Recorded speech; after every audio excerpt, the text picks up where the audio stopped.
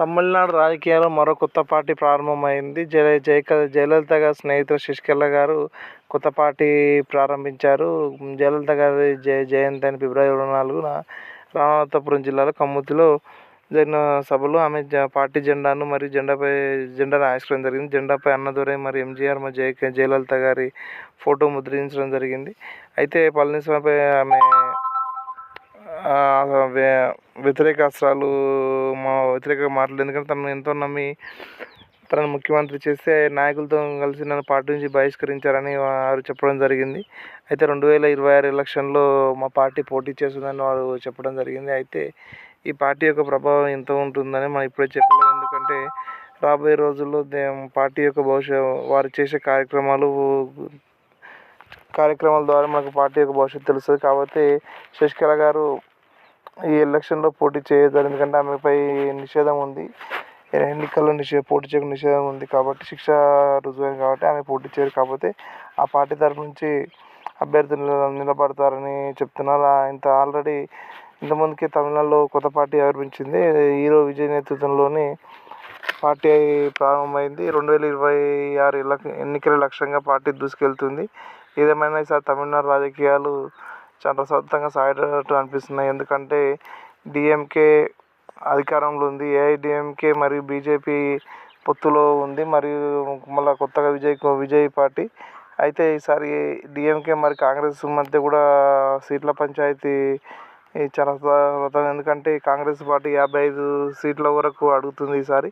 అయితే డిఎంకే మాత్రం 25 సీట్ల కన్నా ఎక్కువ ఇచ్చేయలేని వారు తేల్చి చెప్పడం జరుగుతుంది. కాబట్టి కాంగ్రెస్ మాత్రం 50 సీట్ల కన్నా మొండిపట్టు కూర్చుంది. అయితే ఈసారి విజయ్ గారి ప్రభావం కూడా అయితే బీజేపీ పార్టీ విజయ్తో పొత్తు కోసం చాలా ప్రయత్నం చేసింది. అయితే కొన్ని అనివార్య పరిస్థితుల వల్ల ఆయన బీజేపీతో పొత్తుకు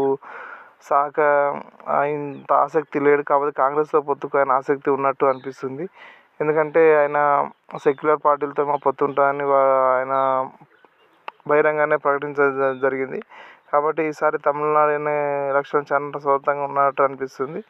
ఏ పార్టీ అధికారంలోకి వస్తుంది అనేది మనకు రాబోయే రోజుల్లో తెలుస్తుంది. అయితే ఇప్పటికీ కొన్ని పార్టీలు బహిరంగానే మేనిఫెస్టోని విడుదల చేస్తున్నాయి. ముఖ్యంగా ఏఐడిఎంకే పార్టీ ఈసారి పురుషులకు కూడా ఫ్రీ బస్ సౌకర్యాన్ని కల్పిస్తారని వారు చెప్పడం జరిగింది. ఎందుకంటే ఆల్రెడీ స్త్రీలకు కూడా ఉంది, వారితో పాటు పురుషులకు కూడా ఫ్రీ బస్ సౌకర్యాన్ని కల్పిస్తామని చెప్పడం. అయితే దీన్ని బట్టి తమిళనాడులో పార్టీలు ఉచిత హామీలకు వెనకాడబోవనిపిస్తుంది. ఎందుకంటే జయలలిత గారు ఉన్నప్పుడు చాలా ఉచిత హామీలు వాళ్ళు ప్రకటించడం జరిగింది.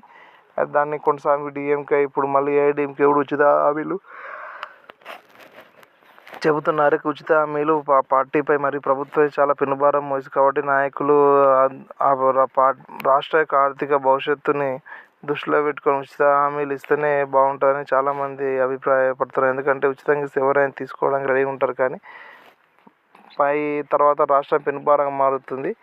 తర్వాత ట్యాక్సులు పెంచి ప్రజల నుంచి పీడించి మళ్ళీ డబ్బులు వసూలు చేస్తారు. కాబట్టి ఆచరణయోగ్యమైన హామీలు ఇచ్చి, ఎందుకంటే ఈ విషయంలో అన్ని పార్టీలు ఏకతాటిపై ఉండాలి. ఎందుకంటే ఒక పార్టీ ఉచిత హామీ ఇంకో పార్టీ ఇస్తుంది, అది చాలా మంది కరెక్ట్ కాదు. కాబట్టి అన్ని పార్టీలు ఏకతాటిపై ఉండి వారు ఇచ్చే హామీలు ఆర్థిక పరిస్థితి లోబడి ఉండాలి. దీనిపై కూడా ఈసీ కూడా కొద్దిగా నజర్ ఉంటే, దాని దృష్టి సారిస్తే చాలా బాగుంటుందని చాలామంది రాజకీయ విశ్లేషకులు భావిస్తారు. ఎందుకంటే దేశంలో ఉచిత హామీలు మొదట స్టార్ట్ అయింది తమిళనాడు నుంచి, తర్వాత ఉమ్మడి ఆంధ్రప్రదేశ్, తెలంగాణ, ఆంధ్రప్రదేశ్ మరియు కర్ణాటకలో ఉచిత హామీలు ఉన్నాయి.